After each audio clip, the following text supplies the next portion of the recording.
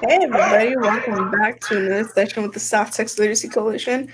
So today we have one of our favorite, don't tell people that I said that, one of our favorite special guests, Mr. Juan Paredes. How are you, Mr. Paredes? Ivan's watching, just so you know, so I don't know, you might get in trouble for that. That's why I said one of our favorites. Let me reiterate, one of our favorites. There you go. Yeah, I'm doing great. Fantastic. Super excited to talk about this segment. A lot of good information for sure. Yeah, definitely. Real quick, before we get started, a little bit off camera, well, technically still on camera, but off of live, we were talking about how it felt to kind of create this PowerPoint, to create this presentation for you guys. And we were talking about how it was kind of nice reminiscing of our old studies, having to bust out our old textbooks. For me, for my undergrad, for Mr. Paredes, for when he went to grad school. So I was flipping through my old notes from when I took a clinical physiology of exercise course with Dr. San Miguel, one of our professors at UTRGV, and it was the first time I looked back at my notes ever since I graduated past December. So it was kind of a nostalgic feeling, being able to read my handwriting of everything that I wrote during lecture and stuff like that. So it was pretty cool. And just that way, little insight to let you guys know that the time and, the care that goes into crafting these presentations and creating these webinars for you guys, so that we make sure that you guys have the best information and the most recent and reliable information as possible. Absolutely. I mean, whether we're covering hydration, metabolic syndromes, cardiovascular diseases, I mean, there's just a lot of good information that's on here. So, hopefully our viewers, get to either watch this live or, go back to the segments and watch, a previous segment or such, because there's just a lot of good information that, you and I have hit the textbooks, been quizzed, been graded. I'm pretty sure some of us have cried, trying to get some of this information, getting ready for an exam. So, for us, it's kind of like you said, it's nostalgic. It's kind of a pleasure to go back and forth. And although we do know, some of these things already, offhand or maybe off the top of our heads, we don't know all of the numbers, by memory. And I'm one of those that, after a while, it's kind of like, if you don't use it, it's true, you do lose it. So you go back to some of these numbers, you're like, oh, wow, that's cool. Hey, I kind of forgot about that. But, it's just a reiteration of everything. And it's just always fun to go back and kind of read through some of those notes, like you said. Yeah, definitely. Okay, cool. So let's go ahead and get started.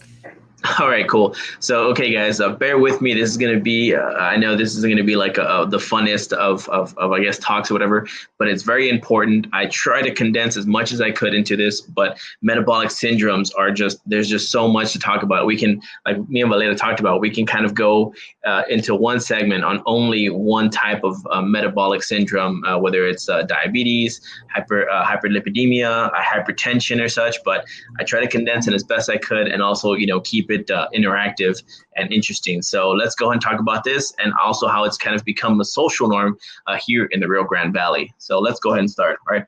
So when we talk about, or we think about metabolic syndromes, right, we think about a lot of things, right?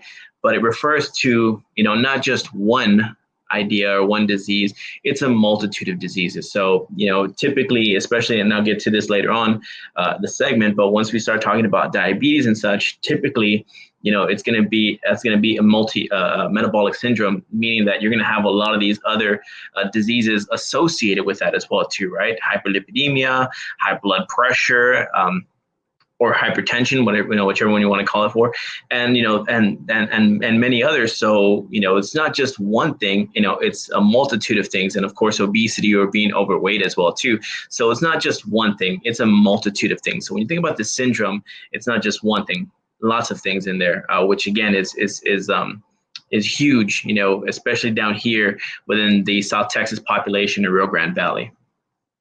Let me get to this. Sorry about that. And here we talk more what the metabolic syndromes, right? Condition or cluster of conditions, right? We have, that could increase the risk of heart attack, heart disease, stroke, obviously type 2 diabetes. Now, there are two different types of diabetes, but we're mainly going to be concerned with type 2 diabetes. Sorry about that. And just like I said earlier, it's not just a condition of just one, it's a multitude of conditions. It's more than just, this, whatever. But typically, once you already have that, type 2 diabetes, all of this other syndromes are also going to be associated, diseases will also be associated with it, which is, again, unfortunate. And I'll talk more about, prevention and how, this could be preventable. And we've talked about this before, right? Changing your, eating habits, lifestyles. And that's what actually started these whole segments. I believe, Valeria, right? I think you had asked me like, hey, we kind of want to talk about something about physical activity. Right now, everybody's in quarantine at home, maybe some physical activity, some healthy eating habits and such. And that's pretty much how all this started, right? Yeah, definitely. I think it mainly all started just from the fact of, me myself, I was seeing that, I kind of got the wake up call and saw that I was kind of gaining a little bit of weight, and kind of saw that my routine pre quarantine, when I was, being physically active, going to the gym right after work. The gym is down the street from where I work at. And, as gyms started to close down, I stopped being as physically active as I used to. I started using the excuse of, oh, the gyms aren't open. And it's kind of, I just had a wake up call, when I stepped on the scale and I said, you know what? My degree, my background, this is what I studied. I took adaptive kinesiology. I learned how to modify and how to adapt to different situations when it comes to wellness and health. And I said, I'm not the only one that's going through this. So many, if not everybody, in our audience and in our community is going through some sort of struggle in this way because of the drastic change that happened overnight. And I said, I have so much knowledge underneath my belt, but I have access to many other amazing professors that have even more information that that I have access to, that I have that networking connection with. I just sparked the idea, and I remember I pitched it to Dr. Ida and to our associate director Jonathan. Hey, what do you think about us doing these little health segments to kind of as little pick-me-ups to kind of, sorry about that, kind of as little pick-me-ups to kind of like help people out that are struggling as well. And they said, yeah, definitely, if you can find, reach out to some of your old professors. And I was like, yeah, definitely, I can definitely reach out to them. And it's just a way for us to kind of help normalize, healthy eating and healthy habits during quarantine that some people might find it a little bit more difficult, even more so now, if even before pre-quarantine. So yeah, it was just despite of, continually wanting to help people out and wanting to help people make a positive change and positive decisions in their life and in their health. Yeah, absolutely. And you got it right there, right? Just, making positive choices or good choices. And, here, we're going to talk about that. We're going to talk about prevention, whether it's primary or secondary. We're also going to get into, some of the stats, and some of these numbers are alarming. And I really wanted to add those, to, kind of bring awareness to everybody that, okay, guys, like this is a big deal. Although it's almost like a norm down here. I know myself, I have, some family members that are, diabetic, and it's kind of like, well, it's okay because they make medicine for that. Yeah, it's okay because they make shots for that. It's okay because they make a pill for that. And it's almost, when you start kind of hearing that, you kind of, it kind of sets you back. Like, yes, there's a medication for that, but that doesn't mean that it's kind of okay to kind of get to that point, right? Because every medication has a side effect. And by the time you know it, you have, 3 or 4 medications that are for this, but then you have maybe another half a dozen that are for the side effects. And it's never ending, honestly. It's just one of those things that's very, alarming to me. And, me being in this background, in exercise science, exercise physiology, kind of knowing, about all these, different aspects of metabolic syndromes and diseases and such, you're like, wow, you're just kind of thrown back like, wow, this is something that we need to change, and we need to change sooner than later. And that's why we're here, right? That's why myself and Figueroa are doing, these segments, because, they're fun, they're interactive, they're interesting, but it's also just to bring awareness as well too. And so when we talk about metabolic syndromes, we also want to know about the symptoms, right? they're not always, not all the syndromes are, I mean, not all the symptoms are like, meaning that some of them could be, easily spotted. Maybe some may not be, right? But you can kind of tell, especially if somebody has a lot of high blood pressure, facial features, sorry. You see a lot of redness, within their face, with just doing, regular routine, and not even activities or exercise activities, just a regular routine activity, whether if it's just going up or down the stairs, whether sometimes it's holding conversation. I mean, you can see, and I have family members that, they just turn, beet red all of a sudden. And sure enough, when we've done, have blood pressure monitors here, for various reasons, just to kind of test or whatever. And I kind of see like, oh, wow, this person has high blood pressure or this, whatever. Like, man, that's just, it's crazy. Excessive swelling as well too, poor circulation, excessive sweating. The most obvious, right, is the waist circumference. You can easily tell by that, right? If you have something, a waist circumference of over, 40 inches, and from there, you know that you're at high risk, or you're more at risk for some of these syndromes and also symptoms as well too. So going back to these books, I mean, it's like, wow, that's, some of these numbers are just, they're great. Also, another one is increased thirst, urination, fatigue, and blurred vision, which is all associated with diabetes type 2. But again, not everybody feels these symptoms. Some of these, individuals, when you start talking about, the lipid levels or cholesterol levels, you normally can't tell that just by looking at the individual. You have to do blood work. And then from there, you get your results and you're able to tell. And I'll go ahead and give you guys those numbers as well too, later on, once we get to that part of the segment. Let's continue. All right, so what are the risk factors? We have age, of course. We have ethnicity. Minorities tend to be, more susceptible to a lot of these metabolic syndromes or these diseases. And we'll get to more in just a little bit. Obesity, obviously, right? We'll talk about obesity and being overweight as well too, and how there is a difference between the two. Of course, diabetes type 2 and other diseases, right? So again, if you have one of these diseases, right, or let's say, hypertension, hyperlipidemia, if you end up having, diabetes, typically you're going to have a good segment of those as well too, which is unfortunate, right? And that's just one of those things. And again, it's type 2 diabetes. We're not talking about type 1 diabetes, but you'll see that there is, a cause and effect throughout those. And it's not just, it doesn't happen overnight. It's a progression throughout, your life, your lifestyle, the, eating habits, food choices, even right now, we talked about this last time, where, here in the Valley, you have a lot of these food deserts where you just have fast food chains on left side and right side. And, the idea of, having home cooked meals, at certain times, whatever, is kind of a pastime. It's kind of going away. But there are a few families that still, try to make sure that at least dinner time is a homemade meal with, a good amount of your proteins, your grains, your fruits, and your vegetables as well too. I myself last night, had some fish, some rice, and some sauteed spinach. I mean, fantastic. This morning, just had a protein pancake and some water. Not bad at all. What did you have this morning? What did you have last night? Sorry, I'm putting you on the spot. I was like, no. So last night after I worked out, I had a glass of chocolate milk. For those of you that don't know, the best post-workout drink to have is chocolate milk. It has all the calcium. And I'm lactose intolerant, so mine was lactose-free milk, but it has the calcium and the nutrients and the proteins that you need to help with protein growth leads to muscle growth. So, sure. And that's kind of what I'm kind of leaning towards too. So I had a glass of chocolate milk and I had some fruit. Nice.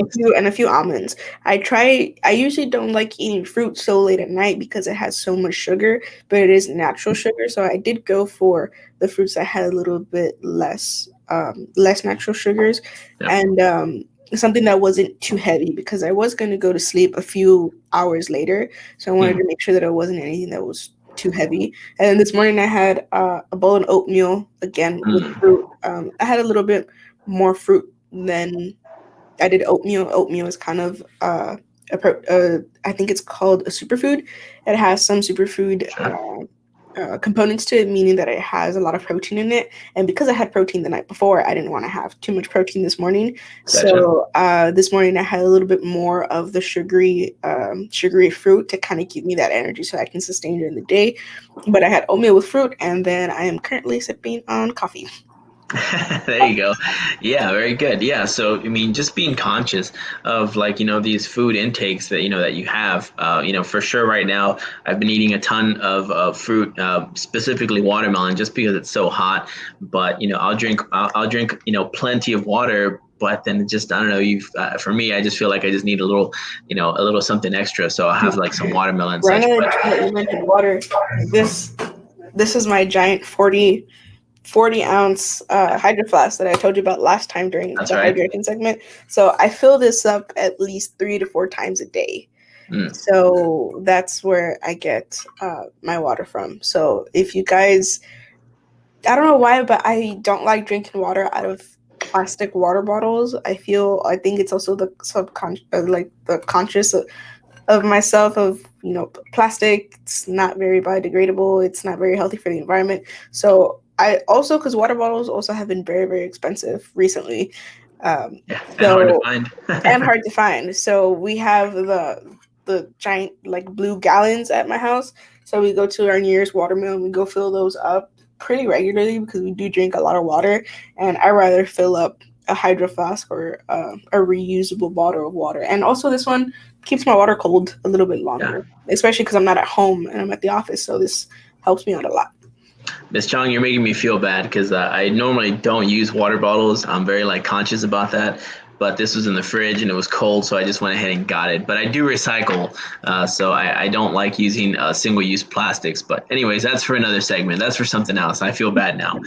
Okay, so let's get into some more of the stats. Okay, so 1/3 of Americans suffer from metabolic syndrome. So 1 out of 3 Americans here, fall into this category, which is, insane, right?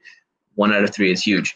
33%, right? Majority of the population does not get the minimal exercise needed per day, and that's so very true. And I'll talk about what's needed and what should be accounted for as far as exercise and activity, what intensity as such as well too. Texas seems to just be on top of everything. We're top 10 in categories from obesity, from diabetes, from hypertension in adult, adolescent, and childhood. I mean, it's just one of those things where, and again, I put childhood obesity, but we're in those top categories for all of those. Again, if you have this metabolic syndromes that you have, and then you have, type 2 diabetes, you're going to have a lot of these other ones as well too. So of course the numbers just go ahead and go up.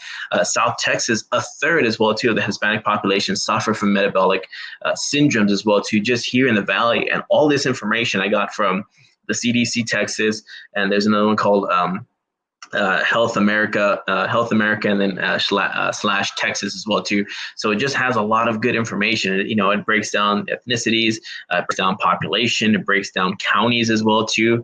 And I'll talk more about that in just a little bit, right? The United States has over 34.2 million, or 10.5% of the U.S. population has diabetes. Now, when we start talking about diabetes, type 2 accounts for 90 to 95% of the population, while type 1 occurs only for about 5 to 10%. Now, those averages are a little grand, but again, it just kind of depends on where you're, what area you're talking about, demographics and such. But that's kind of the average that we have so far. So, even if it was 10% with with diabetes, then at least 8% or 9% is going to be with type 2 diabetes. So that's just something to think about as well too. Also, the diabetes is at least 20% higher in South Texas than the entire state of Texas. So I believe the entire state of Texas is 12.3, 12.2, something like that. And in South Texas, we're 20% higher than that. So, we're just talking about, okay, again, 1 in 3 individuals, Hispanics here in South Texas, has diabetes. It's just one of those things where it's just mind boggling. Again, 1 out of 3. So me, you, and, the other individual that kind of helps us out every now and then, one of us would have to have, I forget what his name, I'm so sorry.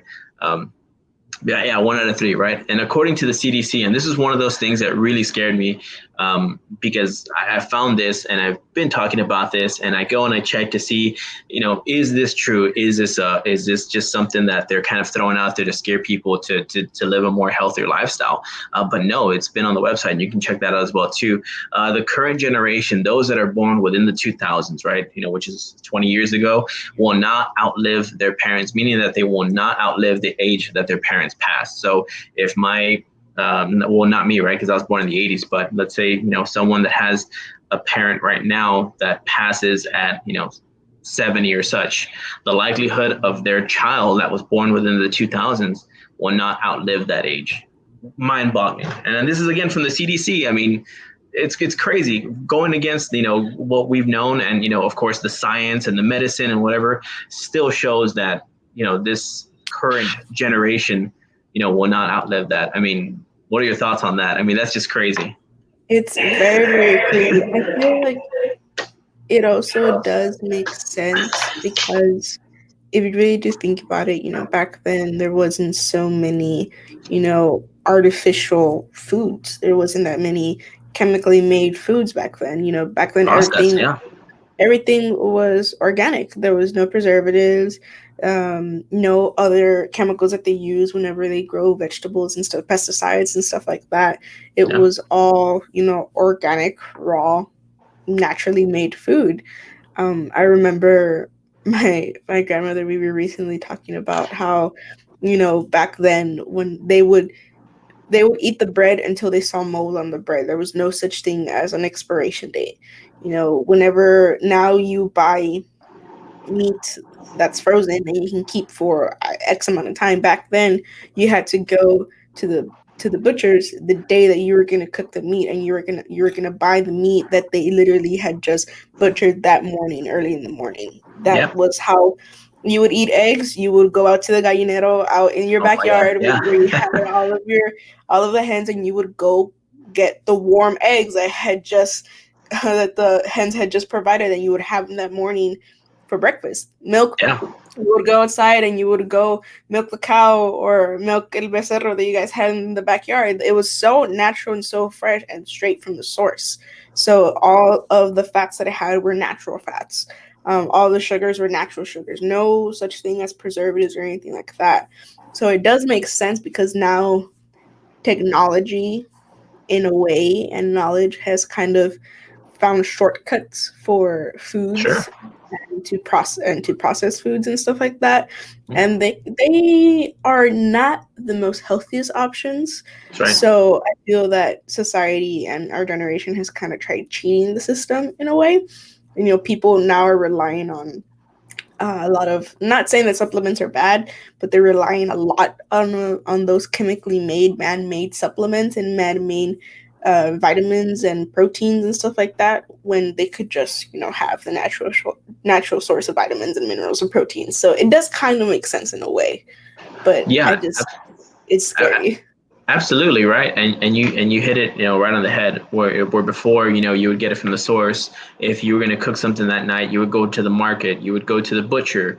And my grandpa was a butcher, and so I talk about some of these things with my mom, and she tells me, and she reminisces about how her mom used to go to the market, and her dad would come back as a butcher with so many pounds of whatever it was, chicken or meat. There were 10 of them, so there were quite a bit. That's a lot of meat for one for one family. But absolutely, I mean, that's what they would have, again, straight from the source. No preservatives, no crazy antibiotics. I'm sorry, within these animals. And just like you said, they had a chicken coop and all. And I'm trying to go back to that. I'm right now currently I'm looking for a property so I can put some chickens and some goats or something like that. Not that I'll eat the goats, but I'll definitely have chicken eggs or fresh chicken eggs and a few other things. But just trying to go back to that state to where you have food that is good for you and healthy for you. And you said it earlier, right now with all these preservatives. There was a individual that used to come out on TV, and maybe some of our viewers remember him. His name was Jack LaLanne, and I remember his quote, and it was, if man made it, don't eat it. And if you can't pronounce the ingredients, then it ain't good for you. And it's so true, man. I look at some of these, preserved, even like Pop Tarts or strudels or something like that. And I look at it, and I'm like, oh my god, I'm a graduate of whatever. I have a master's, and I can't even pronounce whatever this ingredient is. Like, oh my god, like never mind. So, from there, I just put it down and move on it, and just try to get something else. But again, that fact, that statement that they've made was very alarming. And when I tell my students that, especially in my wellness courses, they have a hard time wrapping their minds around it, because, they're like, oh, we have all this medicine, we have all this, we have all that. Yes, but we also have a lot of these, companies, like you said, taking shortcuts, artificial sweeteners, artificial coloring, preservatives and such. And, it just becomes too much. So, hopefully, with these segments, our viewers get to see this, and maybe, it strikes, a little spark and says, you know what, let me just try to change a little bit of this stuff. And, don't consider it a diet. And I'll talk about that right now. Consider it just a lifestyle change, which is great. Okay, so what are some of the causes? I know we kind of talked a little bit about too much, like, I know we're running out of time or whatever, but let's go. Metabolic syndromes, again, are closely related to being overweight or obese, right? Also to unhealthy eating habits, which you talked about, our diet, right? Our food portion, especially in Hispanics, oh my God, we go to the restaurants and we want to pay $5 maybe for breakfast, but we want a plato lleno, and I see that a lot. And, not only when you go to restaurants, but also when you're at home, I've seen kids that are, not half my age, I'm sorry, that are 8 or 5 years old. And, you just see them and they have an adult sized plate. And, it's like, oh, you can't get up off the table until you finish eating it. But those kids don't need to eat that much, right? It's almost like, again, it's a little too much, for those individuals or for those kids, that size, right? Consuming foods high in sodium, fat, trans fat, of course, saturated fat, sugar, preservatives, again, portion size. I mean, all of those things. And then at the end, of course, also time of eating. That's a huge deal, right? If you eat, you have to have kind of like a schedule on eating, right? Hopefully at 7 o'clock or hopefully 8 o'clock, you have this various schedule. And I know us, when we were students, our schedule was everywhere, because we would get out of class sometimes at 10, or we had back-to-back classes from 4 to 7, 7 to 10. So, for those 6 hours, you're not going to eat. So you either eat early or you're going to eat really late. And the only thing really open is McDonald's and Whataburger, Denny's, and a few other diners, right? And of course, your genetics, right? If your parents have, some of these syndromes, some of these diseases, both of them, the likelihood of you actually getting this as well too increases by 40%, which again, that's just the gene pool, and that's just unfortunate. So now let's go ahead and talk about hypertension, right? How many individuals suffer from hypertension, right? Again, 1 in every 3 here in Texas suffer from hypertension. Hispanics account for 22.7% of the population. Again, we're still up there, the Hispanics and minorities. And, this is going to be a kind of a reoccurring theme, that we're up there along with other minority groups and ethnic groups as well too. So it makes you think, okay, what can we do to change not only this mindset, but also this lifestyle? I mean, what is it that we have to do? Is it more education, less education? Is it more emphasis on nutrition? Is it changing our food per se? And I'm gonna be one of the only ones to say this. Our Hispanic foods, they're not bad, but it's the way we cook with them. We cook with a lot of lard and such, and it's like, oh my God, that's huge. You can substitute lard, for healthier oils or for other things, as such. But, come around Christmas and Thanksgiving, and you have your tamales, and you have all this these lards and stuff that you cook with, and make a huge difference on those individuals, right? You can turn any healthy food into an unhealthy food using saturated fats or trans fats and such. And I know you and I can attest to that all day, especially getting close to Christmas. And it's kind of crazy, right? Christmas, they're already talking about Christmas and Halloween and how it's already around the corner. And, so far 2020 has been just a disaster. Yeah, it was hard. 2020 was not a fun. Yeah, absolutely. We get a drink of water, then we'll continue. Now that we know, what some of this hypertension is. Those are some of the levels that we can see, right? The normal, the pre-hypertensive, and then hypertensive stage 1. Now there is a stage 2, but I didn't include it, but it's pretty much any of those numbers thereafter for stage 2. But typically you're going to fall anywhere between normal and hypertensive stage 1. And again, those are just the numbers to see. Now, if we go to the next one, now we're going to talk about obesity. Now, again, we can do a whole segment on hypertension and the foods and all this stuff, but metabolic syndrome is such a big segment to talk about and cover that there's no way I would need at least half the day, 6 hours to really talk about this and kind of get to the nitty gritty, which I don't think we'd be allowed for 6 hours. I don't know if we'd have anybody at the end of hour 2. So we'll see how it goes. But anyways, in the US, again, 35% of Americans are obese. And I'll give you some of those numbers and those charts in a little bit. Since 1992 to 2019, those numbers here in Texas have doubled. And we're pretty much going increasing by every 1.5 to 2% per year. So this was taken in 2018. So the new stats coming up for 2019 and 2018 should be coming out with, again, those percentages getting higher with no end in sight, which is unfortunate, right? When a doctor says you're overweight, it just says that you're slightly overweight or considered or what is considered healthy, right? So how do we know? How do we know if we're obese? How do we fall into this category and such? And this isn't a chart that I normally like to use, but it is the easiest visual chart to see, if you will. And again, I don't necessarily like to use it because it doesn't account for, muscle mass and a few other things, but it's just kind of a good vague idea to see where you're at. Now you can do something else, to kind of see where you actually are, right? Whether you're going to do hydrostatic weigh-in or if you're going to do a bod pod, but not everybody has access to those. I know we did, that little egg that I'm pretty sure you got in. I know I got in as well too. I never got to do the hydrostatic weigh, even though it was in our gym. But that was fun. So I'll have you do this and I'll have me do this as well too. Sorry about that. I don't mean to put you on the spot. So look for your number and I'll look for my number real quick. Let me just see. I'm gonna look off screen right here. All right. So I'm 230. Let me go down a little bit. Sorry guys. I don't mean to not look at you guys. I am 5'10". So if I look at this BMI chart, I'm kind of in the orange. I'm 32. So I'm moderately, obese to this chart, right?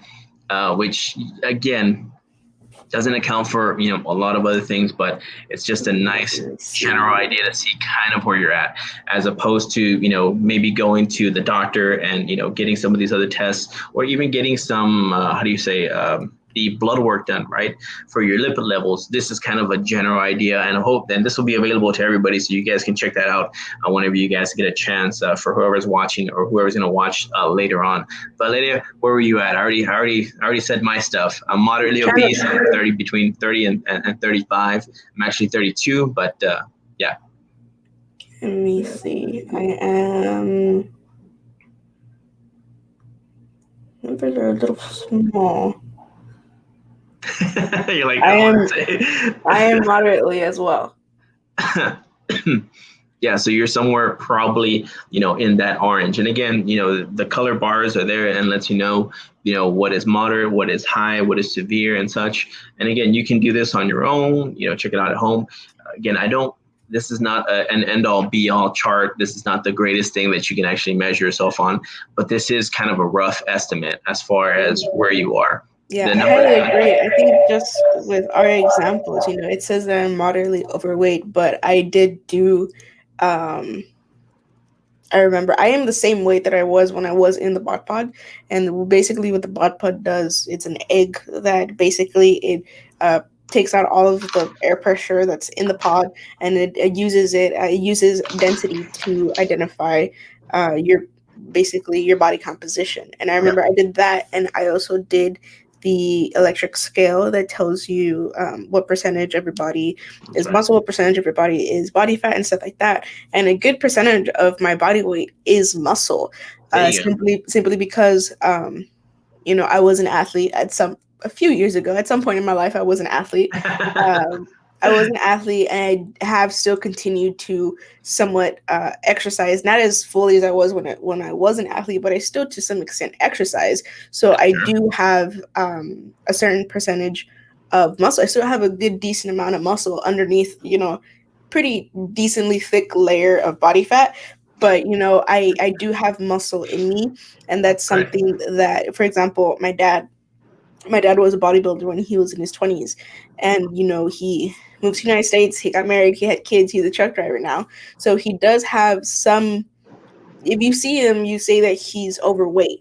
But if he, if he's wearing a short sleeve shirt or a muscle shirt and he flexes, you'll see the majority of his body is still muscle. Yeah. So the scale might say one thing, but the actual composition of your body can say another thing.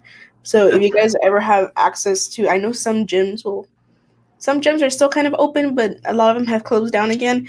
But if I know that some gyms do have access to that machinery, if you are a member at the gym, if we ever have a chance, be safe and try to go and ask them if we can use that, so you can get a good, clear, concrete idea of what your body composition is. Yeah, yeah, absolutely, right? I mean, that's just something that, again, not everybody knows about. So that's why these segments are great, because it gives people an idea. And again, this chart is just a very, very rough estimate as far as the body composition. But you're right, it doesn't account for, muscle mass. It doesn't account for, was it water, Water water density. percentage as well. Yeah, water density and percentage as well too, or bone density either. So, again, these are just rough estimates that are used typically in doctors' offices, but aren't always the best way to go forth as far as seeing what your BMI is. But yeah, good job, Alea. I like that. Very good. And then again, here is kind of another example. It'll kind of let you know. It tells you, okay, this person is 5'9", and you guys can check that out. I know we have a lot of good information on there, but that's just a nice example to see where you are, whether you're underweight, healthy weight, obese, overweight, or class 3 obese. So that's just a little example of that. You guys can check that out later. Hyperlipidemia, right? Your high cholesterol levels. Now, this is one of those that you're not going to know unless you go and do like a lipid panel per se, there at your doctor's office. And then from there, he'll let you know what your cholesterol levels are. And we'll talk about those right now as far as healthy cholesterols as they go, right? Your HDL, your LDL, your triglycerides as well too. And kind of let you know, okay, where you should start maybe cutting back or at least consuming more of course, fruits and vegetables. And we talk about that a lot. And, sometimes we don't get into the reasons of why, right? But, consuming these fruits and vegetables, either with your meal and such, do a lot, of course, right? Fruits and vegetables have tons of fiber as well too. So, whenever you're consuming, these meals, hopefully that are low in fat, hopefully, but not always. That's not always the case, right? But it will help, of course, absorb some of those oils and, of course, pass through the digestive system and, of course, released later on, throughout the day or such, or a few hours later. But, those are important, to consume throughout the day, fruits and vegetables, especially with your meals. You'll feel a little bit fuller faster as well too, as opposed to maybe eating some of the more unhealthier meats or meats that are high in saturated fats as well too, right? So hyperlipidemia covers disorders that are results in fats, right? Lipids in the blood, including triglycerides, right? Also fat found in the blood as well too. Eating some of these foods that, again, are high in cholesterol can increase the risk of heart attack, stroke, and heart disease. And that's something I believe Figueroa also talked about as well, too, which was great in his cardiovascular segment, getting into it. And I know I'll get into that into the next segment whenever I talk about that, right? Again, you can't tell your lipid levels unless you go to the doctor's office and ask for them. Now, typically, I know for us students, they charge there at the university, I believe it's about $30 or $40, something like that. Now, I know if you go to a private clinic or such, they're going to charge you a lot more unless you have some kind of insurance. But, if you do get a chance, get those lipid levels and kind of see where you're at, which again, will let you know where you are according to this chart. And these are actual numbers that, that I got from the Mayo Clinic as well, and from other sources, whether it's the Mayo Clinic or the CDC and such. And it lets you know, okay, where you should be, whether it's in HDL, LDL, or triglycerides, right? So it give you a good idea of low, good, borderline, and also high as well. So that's just a nice little chart to give you an idea of where you are. But if you do end up getting your lipid level panels with your doctor, they'll of course show you this chart or a chart of similarity and give you an idea of where you are and maybe some of the things that you can cut back on, right? foods lower in saturated fat, trans fat, low in preservatives, low in sodium as well too. And for someone like myself, I really don't eat a lot of foods that are high in fats. I usually eat like lean meats, fish, lots of chicken, of course, but I'll eat like baked chicken or what's called like rotisserie chicken and such that, I'll make here at home.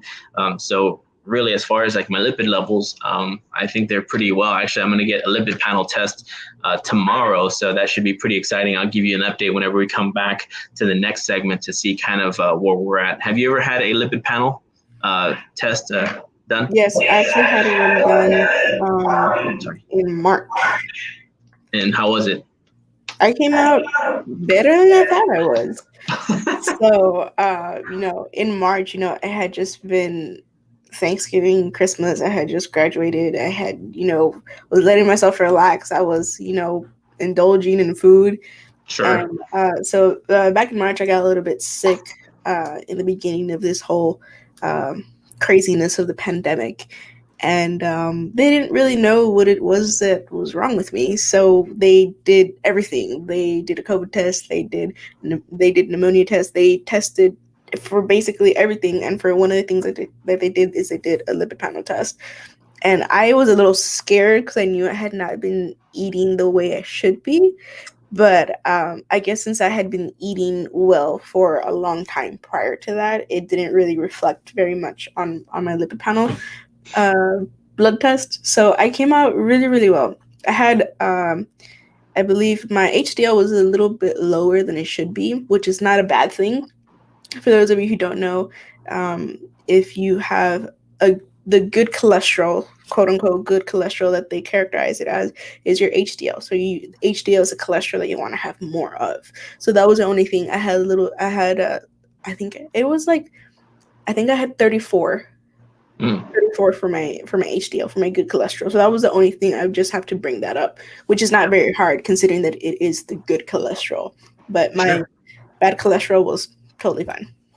Yeah, absolutely, right. When you get closer to 40 or anything above 40, I mean, pretty much everything else, I'm not going to say is irrelevant, but that's always, a good thing, right? When you start talking about the HDL and the LDL and even, triglycerides, getting into the details of such, you'll see that the difference really is between them is that the HDL is an easier carrier, carries fats a lot easier than the LDL. And of course, obviously the triglyceride. So it's able to excrete it or remove it from, the system a lot better, more of a transporter, easier transport, if you will, which is great.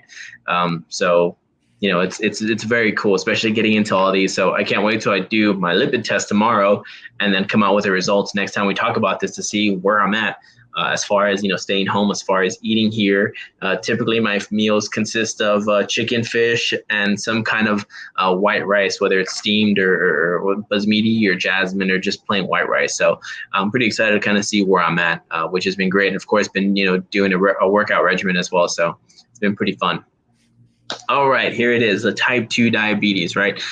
We all know about type 2 diabetes. We've all heard about type 2 diabetes. We all know somebody that has type 2 diabetes. Now, again, I'm focusing in on type 2 because type 1, is a smaller percentage, but this is more of the metabolic syndromes and that you would see more within that realm. So that's why I'm talking more about this, right? So it's categorized as the hyperglycemia, right? Elevated blood glucose resulting in defects of insulin action as well too, right? So you see that there is a problem with some of this insulin as well. You see individuals that carry the pen or that are constantly checking their levels as well too.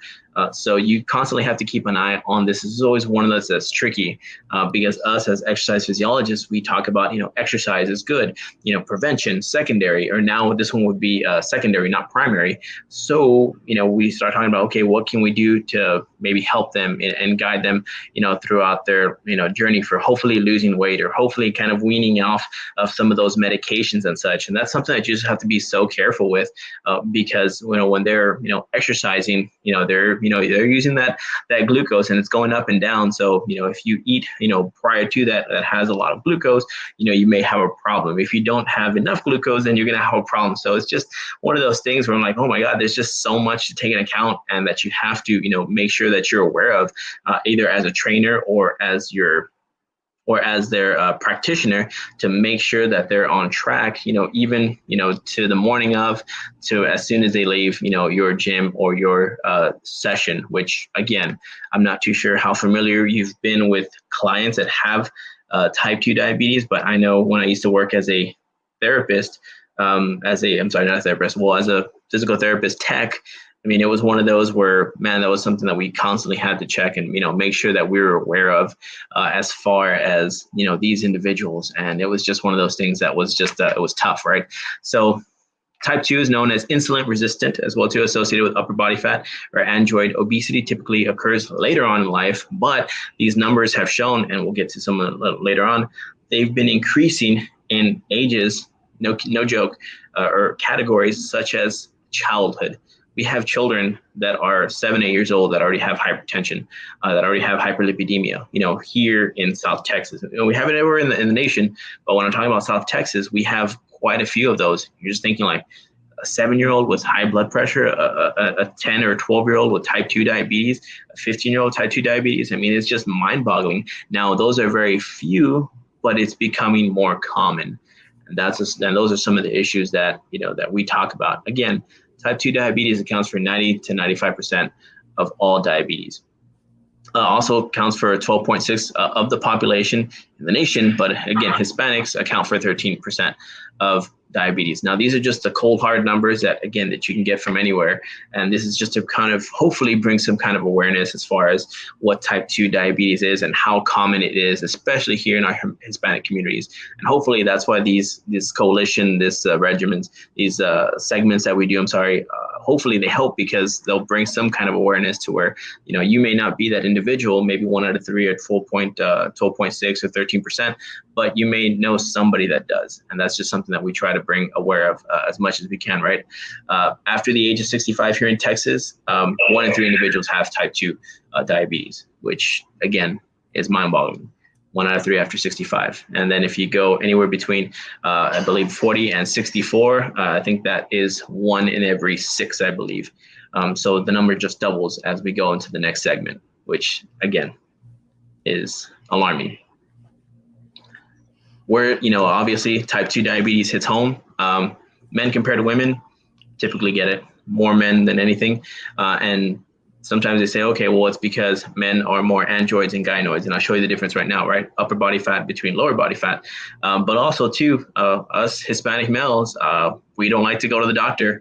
And I try not to be that way, but I know my dad, I know my grandpa, my grandparents were one of those that, if they felt that there was something kind of going on, they'd leave it later until it got worse. And that's always, that's something that you definitely don't want to do.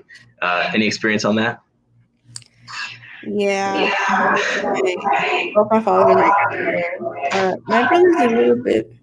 My brother's a little bit better at it, simply because he did, when he was in college, he was taking some clinical and health courses, so he's a little bit better at it. But my dad and my grandfather, they're the type that they try to self-diagnose 24/7. And I always, they'll come to me and they'll be like, oye, mijita, fíjate que esto, y esto. And I'm like, do you have health insurance? Yes. Call your doctor. No, but just tell me. I was like, do you have health insurance? Yes, I do. Do you have to pay a copay? And they're like, no, well, I have, free medical insurance. I was like, go to your doctor. Simple as that. Just go to your doctor. It doesn't hurt to go to your doctor. But yeah, so I don't know, I guess it's just like the tercos in them, maybe, possibly. That could be the reason why. But yeah, I can attest to seeing that a lot. Yeah, absolutely. And, it's sometimes like, oh, you don't want to miss a day of work. And my father was like that. My grandfather was like that. Or my grandparents were like that. They don't want to miss a day of work. That was more important. I'm like, if you're not healthy, then you can't go work. So that means you're not going to be there or be here for the family. So little by little, luckily, my old man has, changed quite a bit, in the past, I want to say like 20 years and such, which has been great. And the same thing with my mom and me and my brother. If there's something going on, we'll go check it out. It could be minor, but, it's always good to kind of get a checkup as well, too. Again, these risk factors that we have there, the physical inactivity, that's just one of those things that we a lot of individuals don't do, right? Your high blood pressure, your nutrition, your poor diet, things like that all hit home, especially when it kind of comes to, type 2 diabetes and some of these other metabolic syndromes, how it affects them, right? Also, too, when you talk about, and these are hard stats, and it hurts, right? Because it hits home, but level of education, right? I know McAllen has been voted most obese city in the U.S. I think it's like 2 or 3 times by different magazines and by different websites. And then you also have Harlingen that was hit with lowest socioeconomic status, right? They call it the poorest city, which is hard. And Brownsville, they hit my area. They were like, oh, lowest education. So you're just thinking like, oh my God, low socioeconomic status, poor education, low education, and then of course most obese. Well, there has to be some kind of correlation, and we talked about this in, I believe, one of our first segments. And these are just the stats that we're showing, that we're getting, that all cover metabolic syndromes, which again is very, very alarming. And I know, we've seen it. We've had news coverage on it as well too. And we've had all kinds of segments, whether it was American Heart Association with Vestido Rojo, which I used to be a part of years ago, which is great, talked about nutrition and exercise and diet and not diet, lifestyle change, which is great. But there's still something missing, within this link of the Rio Grande Valley. And, it's very unfortunate. So here's just a nice little depiction between the apple and the pear shape, right? Typically, males are going to be those androids, and females will be that pear shape, that gynoid. Now, typically, those that have that android or android obesity are typically going to be more likely to have, these metabolic syndromes because of the fatty deposits around these intestines, the organs, the heart, and such. So they're more susceptible to these metabolic syndromes, which again, it's unfortunate. And that's just one of those things that's kind of luck of the draw. You're going to be either one or you're going to be, the other. Now, this doesn't always have to mean women are going to be pear-shaped only and men are apple-shaped. Sometimes it is reversed. It does happen, but typically it's always going to be males of that apple-shaped and then females of the pear-shaped, fortunately. So how has all this become a social norm? And we talked about this, well, they make a pill for it. It's no big deal. Well, there's something for it, so it's no big deal. Well, that's why they made this. And I've had family that have told me that before. Like, oh, that's exercise. You don't need to exercise. You're just stressing out your heart, and you're just sweating. That's you're putting your health at risk by sweating too much, or by elevated heart rate. And I'm just thinking like, oh my God, like there's just more than there's more than that that you don't know. But how has this become a social norm? Like, I know in my family, it kind of is. And I don't know about your family. Do you have something like that as well too? And it's okay. We're not trying to oust our family. We're not, but we're just kind of speaking from experience. Yeah, definitely.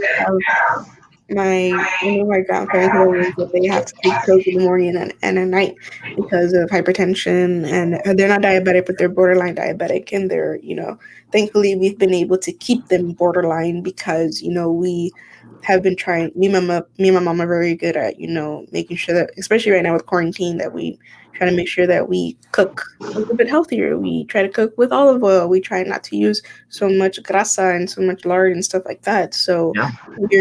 we're keeping them there, thankfully. But yeah, I know that I have other family members that have been diabetic since before I was born. So, and it's something that it's a lifestyle that they've allowed themselves to accept, which is sad at times because, they have to live with this, 24/7. Yeah. But when it could have been preventive, they just made, a few little changes in their lifestyle. But yeah, I've seen it. Yeah, and it's unfortunate because we're on this side, right? We're exercise science, exercise physiology, and we know the numbers, we know the stats, we know the activities, we know what we're supposed to do, and we do it, but and I'm not saying I'm a pinnacle of health. I have an amazing body or a six pack. No, but I do keep active. There's a lot of things that I like to do, and just as well as you enjoy bike riding. You enjoy, hanging out with your niece and nephew, and then taking them up and down, the area, the street, or walking with them, as well as I do. Playing with the dogs outside, going kayaking, going hiking, playing with my niece and nephew. I mean, just exercising, all of that stuff. But again, it's just it's so hard especially here and with our culture and stuff, to try to make a difference to the elders. You always have to respect your elders, and I totally understand that. But when you try to explain them something to them, sometimes because you're family, they don't really listen to you. And I get that as well too. It's like, yeah, because I'm family, they don't really. But then somebody else tells them the same thing, and they're like, hey, that guy got a point. Guys, that's what I've been saying all along. Like, come on, listen to me. Like, you don't have to pay me anything. If you want to pay me, that's great. If that's what makes you feel better. But, just listen to some of the things I have to say, and, it'll make sense. I promise you it does. Right. So when we talk about prevention, just like you said earlier, we have primary prevention, right, before the disease starts. And that's where me and you are at. I'm primary prevention right before anything happens. And then you have these other individuals that are secondary prevention. So the difference between those is one stops from getting that disease. We're cautious of it. We're making sure that we're eating correctly, that we're eating and we're drinking correctly. And then the secondary prevention is you already have maybe some of these metabolic syndrome or this metabolic syndrome, but you're, I guess, stopping it from hindering you further or from it causing more complications, which is very important. So there is a difference between the two. And again, me and at least my immediate family are in that primary part. We're, of course, trying to eat healthy, trying to eat on good meals for dinner on a daily basis, and then moving on. Secondary prevention, again, is stopping from that disease from, getting worse or hindering the health of that individual or complications of furthering, which is great. So how can we make a change, right? No diets, no dietas. I have friends that are, pues, Juan, ¿qué me puedes decir para la dieta? I'm like, no. What can I do for, just to lose weight for next weekend or for next month? And I have a quinceañera, I have a wedding. And I'm like, guys, that's not long term. That's very short term if you really want to go for that. But you have to make a long lifestyle change in order for you to see not only good results, but lasting results as well too, right? Because you have those individuals that lose 10 pounds for the quinceañera, and then boom, they gain 15. Whoa, how did that happen, right? By doing these fad diets or by trying to starve themselves or doing the liquid diet. I've seen people do all kinds of stuff, which is insane. But the best way to do this is, again, just make a good lifestyle change. Now, it could just be anything from removing sodas from your diet, from your everyday life, or limiting the sodas, right? If you're used to, I knew some guys who would drink 6 sodas a day. I mean, that's a half a pack. I mean, it's insane. Just maybe cutting down to 1. Maybe don't remove it completely, not yet. Don't try to go cold turkey, but start removing a few things, as we go along, right? Maybe some more lean meats as we go along. Maybe some, not so much deep fried, things and such. Maybe using healthier oils, like you said, which is fantastic, right? No diets, terrible. Some moderate activity, right? At least 150 minutes, 5 times a week. 150 minutes per week, 5 segments, 30 minutes a week, whether it's walking. So Monday through Friday, just do something. Walk around the house, walk around your property, walk around your block, walk the dogs, walk the kids. Anything helps. Again, it's as long as it gets your heart moving and as long as it's moderate, then that's fantastic. What we've been getting into lately is I bought a volleyball, and we all go outside and we all play volleyball for a little bit in a circle, and then from there we just kind of keep on going. It doesn't sound like much, but you actually get a pretty good sweat. And then with dodging the mosquitoes, for sure, it becomes more interesting. Limiting your saturated fats, right? Your salts, removing or at least trying to limit the salts or the sodium from your diet, right? More fruits, vegetables, and whole grains as well too, right? And of course, that'll all help with maintaining a healthy weight. But if you do smoke, hopefully removing smoking or decreasing smoking habits as you go along. And those are some of the changes that you can make. There's a ton more changes that we can talk about. But again, when we talk about what's called metabolic syndrome, I mean, we just have a lot of good information that we can talk about, but we would need at least half a day or a few weeks to hit home on it. But that's pretty much it for metabolic syndromes. Some of the differences, some of the changes, some of the prevention, some of the risks, some of the stats, and just understanding how it all comes to be. Yeah, sadly, the title of today's segment says it all. It's been something that has been normalized in our society because of so many different things, but I feel that we've allowed it to be normalized.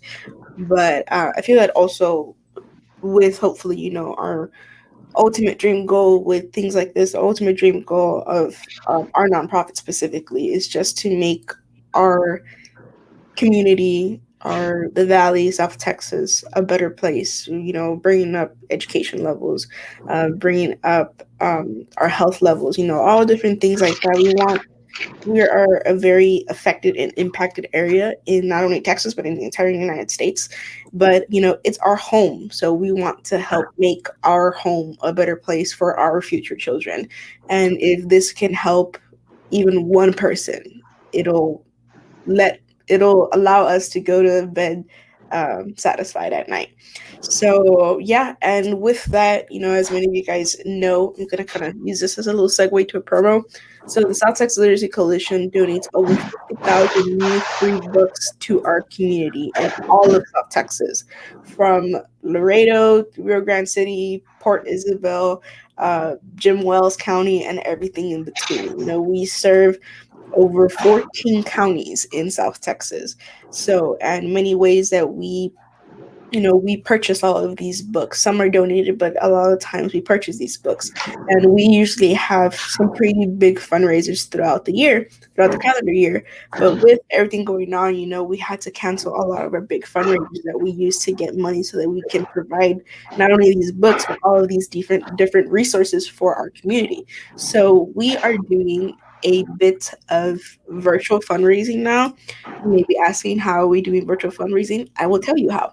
All of you guys may be seeing that, myself, John, associate director, and some of our interns that we have over the summer have been going on live and doing trivia. I think we did a Frozen themed trivia. We did a Pixar trivia. Oh, yeah. We did a Disney trivia and stuff like that. So this is our way that all of them have been free up to now. All of them have been free for anybody to participate, for anybody to play. We are having a fundraiser. We're transferring it into a fundraiser. So you can see here on the screen. So August 12th, we are going to be having our first fundraising trivia night. It is The Office themed. So it's for a great cause. I believe it's only $5 to enter. If you go to our events page on our Facebook, which you see here, if you go to tickets, find tickets, it should take you to an Eventbrite link. All it's going to ask you for is your name and your email address, and it would say here, buy tickets, and it is just $5 to buy your tickets. We highly encourage you guys to come out here. It's going to be super, super fun. Me and all the interns and our associate director, we're kind of like co-hosts and your commentators. It's just a really fun night. And also, you may be asking, what are the prizes? I will tell you what the prizes are.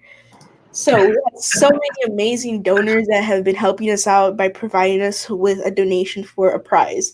So if you see here, and this is all available if you guys want to see it more in detail, you guys can go onto our Facebook page.